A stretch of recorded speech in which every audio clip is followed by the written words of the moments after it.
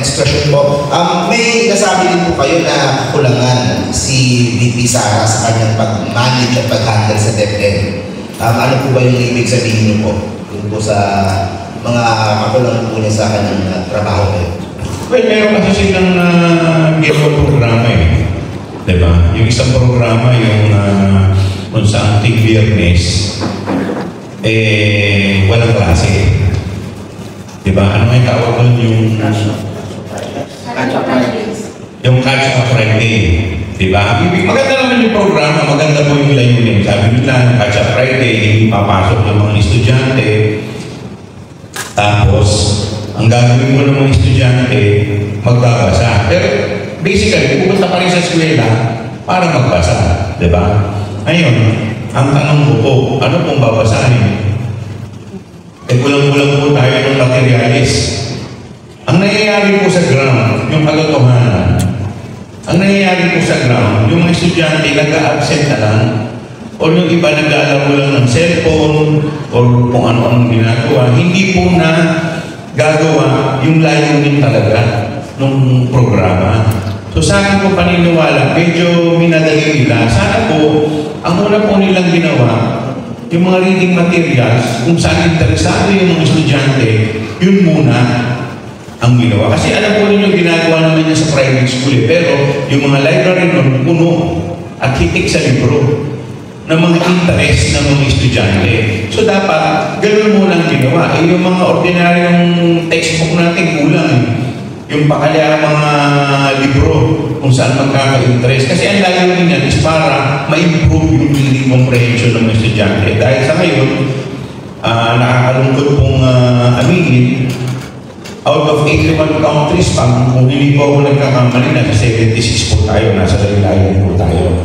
So sana, pinag-isipan po nila na maigi yung programa. Hindi yung inilabas para may presenta sa media na meron po silang programa. Yung po yung isa. Pangalawa, until now, nandun pa rin yung tinatawag natin na yung online. Diba? So, sa akin pong paniniwala, nakita natin yung mga produkto ng online. Talagang medyo napag-iiwanan. Bakit? Ba't ko po sinabi? Kasi online. So, ano bang magiging resulta? Kung minsan, ang gumagawa po ng mga assignment doon, mga magulang. Diba? At minsan, hindi pa na minsan, kadalasan yung mga bata dahil nasa bahay, distracted. Kasi nandun ka sa bahay mo, nakikita mo yung laruan mo, nakikita mo yung kapatid mo, nakikita mo nanay mo. Yung focus of attention nila, wala talaga dun sa paksa ng pag-aaral. So tingin ko, mas maganda, face-to-face pa rin. Ayusin ngayon, dahil mag-init ang panahon, ayusin natin yung oras. Diba? Ang pagpasok.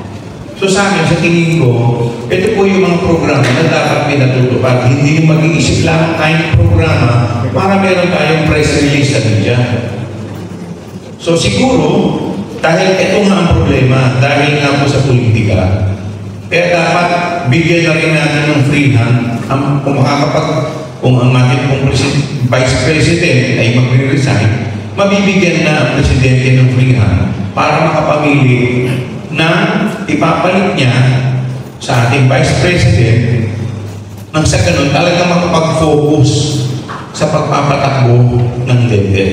We have to remember na yung DepEd, yan po ang #1 priority. In fact, sa ating Constitution, sa ating saligang batas, ito po ang may highest budgetary allocation. So sayang naman po, malaki ang pondo.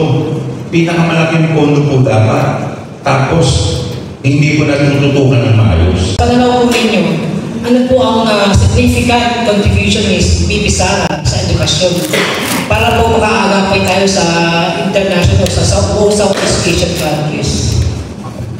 Well, alam po ninyo yung DepEd, medyo mabigat na yan eh. Mabigat na departamento yan. In fairness naman, kay Vice President, tingin ko naman, gumagawa naman siya ng paraan para makahanap ng solusyon. Kaya lang, ang problema ko dito, divided yung kanyang attention. Siyempre, namumulitika ka, ayaw mong magkamali, gusto mo lahat po na ilalabas mo, popular. Eh hindi po ganun. Dapat po, po, yung ilalagay po natin dito sa DepEd, dahil ito po ay isa sa pinakamahalagang departamento, dapat yung attention focus. Hindi po nakatingin sa 2028. Dapat ang tingin po natin, hindi 2028, ang tinitingnan po natin sa DepEd dapat yung mga susunod na henerasyon. Diyan ang attention natin. Hindi yung nakatingin tayo, ano ba ang gagawin ko para sikat ako? Ano ba ang gagawin ko para popular ako sa tao? Hindi po yun. Dapat ang tinitingnan natin, ano ang gagawin ko para umangat yung edukasyon ng ating mga kababayan. Alam na po natin na marami tayong kakulangan. Kapos tayo sa budget. Given na po yan eh.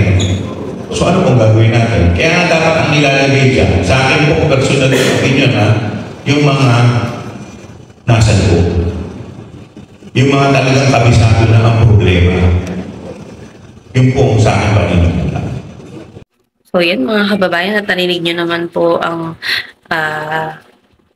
sinabi ni Attorney Kong Joel Chua, diba?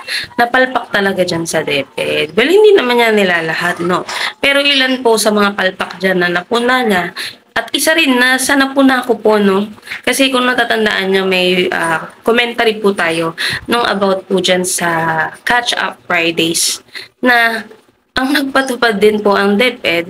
Pero at the end of parang ilang buwan lang po pinatanggal na nga kasi nga pumalpak. Bakit? Biruin mo, magpapatupad ka ng ganyan. Kulang-kulang naman sa mga reading material sa bawat school. Kasi po ang nangyari po dyan, may mga nagko-complain ng mga magulang na sila po yung gumagastos para sa reading material sa mga art projects ng mga bata. Hindi naman pwedeng mga teacher ang gagastos dyan. Buti sana kung nagbigay kayo ng pondo. Buti sana kung kumpleto yung mga reading materials, yung mga art materials para hindi gumastos yung mga magulang. Diba? Wala kayong binigay. So, ini-expect nyo ba na teacher ang mag-aabono niyan? Maawa naman kayo sa mga teacher natin. Diba? Ilan lang yan sa mga palpak po, no? Na hakbang ng DepEd. Kumbaga, gagawa sila ng isang, ayan, katulad yan, activity na yan, na ang naging ending po sa sobrang aligaga nilang dagdagan ng mga aktibidad, yung mga estudyante po natin sa public schools, hindi na po nila nasisiguro o hindi man lang nila chine-check kung napo-provide ba nila yung kailangan po ng estudyante. Katulad nga po, di ba, ng sinabi ko, kaya po naalarma ang DepEd dyan, kasi nga po may nagreklamo na parents po ang gumagastos ng mga reading materials and art materials ng mga bata para dyan sa Catch Up Fridays. So yan, no, sana hindi muna sila, hindi kasi dapat nila minamaldali talaga. Katulad nga ng sinabi ni Congressman Joel Chua, di ba, na dapat wag nilang madaliin kasi yung mga ganyang bagay dapat talaga yan pinaplano, pinaghahandaan. Dapat ni-ready muna nila, inassure nila na kumpleto yung mga materials, yung mga reading materials, art materials na gagamitin ng bawat school, ng bawat public school dito sa Pilipinas, para pagka nagsimula na po yun, yung ganong activity, hindi po mamamroblema. Unang-una, hindi mamamroblema ang mga estudyante, ang magulang, at syempre ang teacher. Diba? Ayan, diba nga po, ang DepEd, ang number 1 po, no, na malaking budget. National budget po yan sa taong 2024. Magkano po? 986.18 billion. Opo. Tapos, kung hindi mo man magampanan ang responsibilidad mo bilang DepEd Secretary, VP Inday, dapat mag-resign ka na, di ba? Para naman makapamili na po ng nararapat para dyan sa posisyon na yan. Yung dapat may alam sa posisyon na yan at hindi yung nagpapakit lang.